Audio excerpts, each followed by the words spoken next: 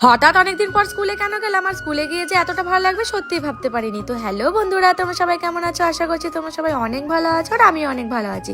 তো এদিকে দেখো আমি রেডি হয়ে পড়েছি স্কুলে যাওয়ার জন্য। আর স্কুলে যাচ্ছি কারণ আমাদের স্কুলে 75 বছর উপলক্ষে একটি প্রোগ্রাম হচ্ছে, তো সেখানেই যাচ্ছি। গিয়ে তো দেখি দেখো কতটা ভিড়, অনেক লোক এসেছে জানো তো। তারপরে এদিকে দেখো সাল অনুযায়ী এক একটা ব্যাচকে স্টেজে ডাকা হচ্ছিল আর সত্যি বলতে খুবই ভালো লাগছিল। সবার সাথে সবার দেখা হয়ে গিয়েছিল সেদিন। আর এখানে দেখো আমরা ফটো তুলতে চলে আসছিলাম আর কিছু ফটো তুলেছি ডিএসএলআর দিয়ে, সেটা তোমাদেরকে পরে দেখিয়ে দেবো। রোদ্রুর তাপটা এতটাই ছিল মনেই হচ্ছিল না যে শীতকাল। তাই দেখো এদিকে জল খেয়ে নিচ্ছিলাম সবার প্রথমে। আর এটা হচ্ছে আমাদের ক্লাসরুম। এই ক্লাসরুমে যে কতটা স্মৃতি জড়িয়ে আছে, শুধু ক্লাসরুমে না গোটা স্কুলে জড়িয়ে আছে। আর স্কুলের না অনেক কিছুই চেঞ্জ হয়ে গিয়েছে জানো তো।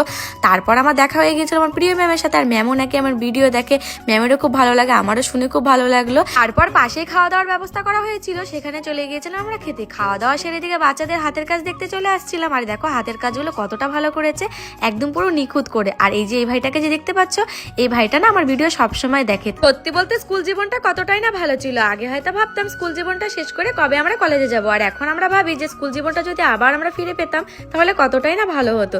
এই যে দেখতে পাচ্ছ এই ফটোটাই তুলেছিলাম তখন। আর এই যে মেমোন্টোটাও আমাকে দেওয়া হয়েছে। তো এখন বাড়ি যাওয়ার পালা, তো টোটো ধরে এখন বাড়ি যাব।